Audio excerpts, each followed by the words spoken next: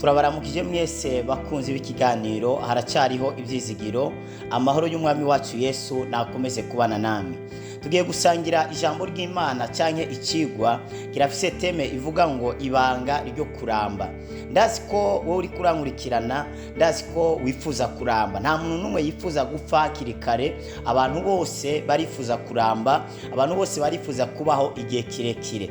Ndetse abanyabwenge bo birirwa bariruka barondeza uburyo umuntu yoramba atopfa, bakavuga imboga umuntu ashobora kurya, ibiribwa umuntu ashobora gufungura kugira ngo abashe kubaho igihe kirekire, ariko bikarangira ababiriye bapfuye. Ariko hari uburyo bwizewe neza Bibiliya ivugamwo, cyane Bibiliya yatanzemo ibanga yotuma umuntu aramba akabaho igihe kirekire, ndetse n'inyuma ya buno buzima akazongera kubaho. Kubera muri buno buzima turafise ikiringo nubwo woramba udategerezwa kurenza, ariko kandi nyuma ya buno buzima arantu tuzaba ibihe byose. Hariho ibanga rero Bibiliya yatanze ryotuma umuntu aramba akabaho, akagira amahirwe, akabaho igihe kirekire. Tugiye gusoma mu gitabo cya Zaburi ya 34 turahera ku murongo wa 12. Havuga ngo ninde agomba ubugingo akifuza kuramba ngo azabone ibyiza.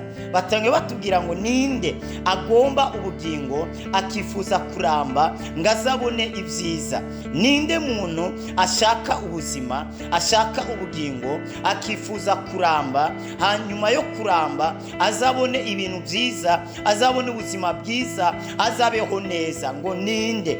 Baca barabivuga ku murongo wa 13 ngo uzubuze ururimi rwawe goye kuvuga ikibi, n'iminwa yawe yoye kuvuga ibyo guhendana. Ikintu cya mbere wakora ukaramba mu buzima bwawe, bitubwiye ngo buza ururimi rwawe goye kuvuga ikibi, buza akanywa kawe, buza ururimi rwawe goye guhendana, goye kuvuga ikintu kibi. Buza ubwo rurimi rwawe, ururimi rwawe rushireho igufuri, ururimi rwawe rushireko uburinzi, woye kuvuga amagambo ayo ariyo yose wishakira. Usonye mu migani ariya mu bice bya 18 murongo wa 21 birivuga ngo urupfu n'ubuzima biri mu bubasha bw'ururimi, kandi ngo abantu barukunda bazojya ivyo gwamye. Nukuvuga ngo urupfu ndetse n'ubuzima biri mu bubasha bw'ururimi. Abantu rero barukunda ngo bazojya ivyo gwamye. Biri kivuga mu gitabo cya Matayo ngo amajambo yawe niyo azatuma utsinda, kandi amajambo yawe niyo azatuma utsindwa. Usoye mu gitabo cyo guharura biri kivuga ngo ibyo numvise mwivugira ngo nivyo nzabakorera, ivyo numvise mwivugira n'akanwa kanyu nivyo nzabakorera. Yakobo we yanditse mu gitabo cye yerekana ko ururimi ari direction y'ubuzima bw'umuntu. Ubundi ubuzima umuntu azabamwo buramatanye n'amajambo ari karavuga. Ubundi mu gutegura kazoza ntabwo ari kwandika no gushaka amafaranga, ahubwo no kwatura birimwo biramatanye mu gutegura kazoza. Amajambo yawe arashobora gutuma utsinda, kandi amajambo yawe arashobora gutuma utsindwa. Amajambo yawe arashobora gutumbereza ubuzima bwawe kugera ku ntsinzi, kugera ku kuramba, ariko kandi amajambo yawe arashobora gushira hasi ubuzima bwawe. Hari abantu benshi bafunzwe, hari n'abandi bantu bishwe kubera ururimi, kubera amagambo bavuze. Hari abandi bantu banyurujwe no munsi batanazi kubera ururimi. Hari ingo nyinshi zasambuwe n'ururimi, hari ingo nyinshi kandi baswe n'ururimi. Hari abantu benshi bananije abandi, basambuye fiançailles z'abandi, imigenderanire y'abandi kubera ururimi. Ubundi ntabwo inkoho yica, ahubwo hica ururimi. Ubundi ntabwo uburozi bwica, hica ururimi. Kubera ko barafata uburozi bagashira mu mazi cyangwa mu byo kurya bagatongeraho amagambo. Ari amagambo rero batongeyeho niyo aza kugira impact yo gutembagaza ubuzima bwawe. Ubundi ururimi mazubra digano n'abaganga baravuga yuko umuti wa mbere uvura ntabwo ari uri umuntu ariye cyane anyoye bamuhaye, ntabwo ari bijya binini, ariko umuti wa mbere ni ikiyago cyiza. Ni ukuvuga amajambo meza uza kubwira ujya mugwayi, ujya muntu afite ikibazo, araza kumuremera icyizere cyo kubaho. Niyo mpamvu bagwaye imiti bakubwira ngo iyo uzayifata mu gatondo, saa sita, nimugoroba, maze nurangiza ino kire uzaba wakize, bizaba byagenze neza. Ni ukuvuga ngo ikintu cyagukijije cyane cyane ntabwo ari bijya binini, oya, narya amagambo bakubwiye, kubera amagambo arafise ubushobozi, arafise impact ikomeye mu buzima rukristo. Niyo mpamvu birivuze ngo umuntu yifuza kuramba kugira ngo azabone ibyiza mu buzima, abuze ururimi rwiwe goye kuvuga ikibi. Buza ururimi rwawe goye kuvuga ikibi. Ntabwo ari ibintu byose wumvishije baba bagutumye kubivuga, ntabwo ari ibintu byose urebye abiba bimeze nk'uko wabibonye, ntabwo ari ibintu byose wibwiye biba bimeze nk'uko wabyibwiye, oya. Niyo mpamvu ururimi rwawe rucunge, ruzigame. Yakobo yarakomeje aravuga ngo umuntu azi kurinda ururimi rwiwe ngo aba ari umugororotsi. Umuntu azi kurinda ururimi rwiwe aba ari umugororotsi. Bisigura ngo ururimi niko rutuma abantu bagwa mu makosa amwe n'ayandi. Ururimi niko rutuma abantu batakaza ubuzima, niko rutuma abantu bapfa. Ururimi niko rutuma abantu bava mu myanya bari barimo bakaja mu yindi myanya.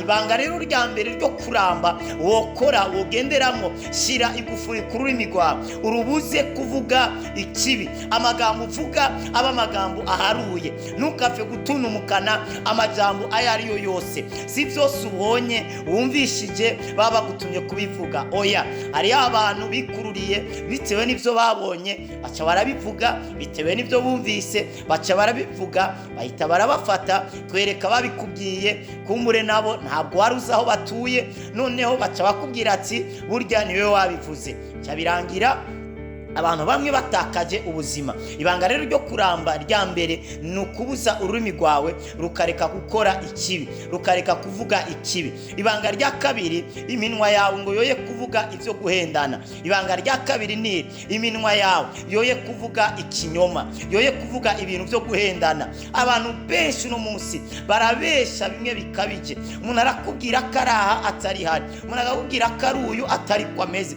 Hari n'abantu bazi guhimba intahe cyangwa inkuru z'ibinyoma. Umuntu akakubwira ko yakoze ibi atigeze abikora, umuntu akakubwira ko akomeye kandi adakomeye, umuntu akakubwira ko yuriye indege no ku kibuga cy'indege atahazi, umuntu akakubwira ko ari naka ariko atari kwameze. Kubesha byaramaze kubata abantu, aho basigaye bavuga ngo umugabo atabesha ntashobora gusumira n'umuryango. Abantu benshi rero barabesha umengo nibo baho batabesha, kandi ukuri kurabohora, ukuri kurakiza. Urugo rwubakiye ku kinyoma ntabwo rushobora gukomera. Ikintu cyose cyubakiye ku kinyoma imperuka kirasenyuka. Ibanga rero rya kabiri ni ukubuza ururimi rwawe ntuvuge ibintu by'ibinyoma, ntubeshe, ube imvuga kuri mu buzima bwawe, kubera ukuri kurabohora, ukuri kurakiza, ukuri kurarema, kandi ukuri kurahindura. Urakeneye kuramba ukamara igihe kirekire kandi ukazabona ibyiza mu buzima bwawe. Buza ururimi rwawe rwoye kuvuga ikibi. Iyo ni ibanga rya mbere. Ibanga rya kabiri, wirinde kubesha, ube imvuga kuri. Kubera iki kubesha ari kimwe mu bintu bishobora gutuma upfa n'ingoga?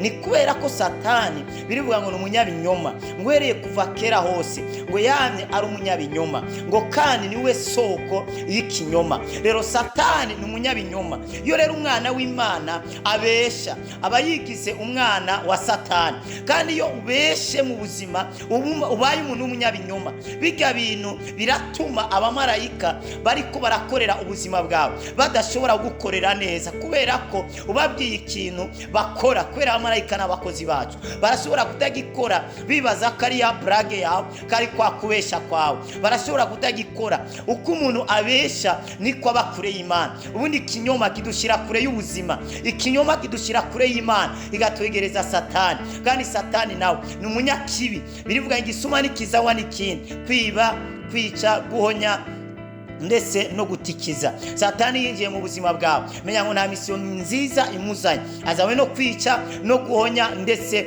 no gutikiza. Igihe cyose ufise akantu gakomoka kuri Satani, uba uri kuramuhamagara. Aba ariyo connection hagati yawe ndetse na Satani. Igihe cyose ufise ikintu cy'Imana mu buzima bwawe, ufite ijambo ry'Imana muri wewe, aba ariyo connection y'ijuru, aba ariyo connection y'Imana. Ibanga rero ryo kuramba rya mbere ni ukugirane, ni kubuza ururimi rwawe goye kuvuga ikibi. Irya kabiri ni ukubuza akanwa kawe koye guhendana, koye kubesha, kubera kubesha ni bibi, Imana irabyanka. Narasomye mu gitabo c'Imigani aho batubwiye ibintu bitandatu, mbere baca bavuga ngo ni birindwi uhoraho Imana zima yanka, ngo ni umuntu w'umunyabinyoma. Muri ivyo bintu indwi harimo umuntu w'ikibi w'umunyabinyoma abesha. Imana iranka umuntu abesha, kubera kubesha bizatuma utakaza ubuzima. Mbibutse ko twakira Yesu biciye mu kwatura. Tuvuka ubugira kabiri biciye mu kwatura ko Yesu ari umwami n'umukiza w'ubuzima bwawe. Rero kubesha, kwatura amagambo y'ibinyoma atandukanye arashobora gutuma utakaza n'ubuzima muri wewe. Nimba ubuzima tubwakira biciye mu kwatura, biroroshe ko nabutakaza biciye mu kwatura. Nimba tuvuka ubugira kabiri twakira Yesu biciye mu kwatura, bona mutakaza biciye mu kwatura. Amagambo yawe rero urakwiye kuyarinda, amagambo yawe akaba make. Turafise ibindi bingahe tubabikiye, reka tuzabivuge muri video y'ubukurikira, ibanga wakora kugira ngo ubashe kuramba maze ukabona ivyiza. Icambere ubuze ururimi rwawe bwo kuvuga ikibi. Icya kabiri ubuze akanwa kawe koye guhendana. Imana iguha umugisha. Data mu izina rya Yesu ndasenga umwene data aje kumva ijambo ryawe, arakeneye kuramba nawe, ndamusengeye. Birashoboka ko Satani yamaze gukoresha ururimi rwe inshuro nyinshi avuga ibibi bitandukanye. Mana ndakwinyiza umukoze ikara ku munwa, maze ukugabitanya gukugweho mu buzima bwe. Hindura ubuzima bwe, randura imbuto mbi, randura ikinyoma ku rurimi rwiwe, mu kanwa ke kuba ivuga kuri. Bohora ubuzima bwe, abagwaye nibakire, ababoshe babohoke, abafise imitwaro ikomeye babona inyishu iva kuri wewe. Baraga zawe zibakorere, baraga zawe zizana impinduka mu buzima bwawe. Maroski bakaya, mwuka wawe ayobore ubuzima bwawe, abarongorere mu nzira z'ukuri zibereye, mu izina rya Kristo Yesu, amen. Imana iguha umugisha. Nimba ari rya mbere ukurikiranye kino kiganiro, haracari ivyizigiro kuri na channel yanyu haracari ivyizigiro TV. Reka nkwibutse kugira subscribe, like, wongere ugire na commentaire. Imana iguhezagire cyane.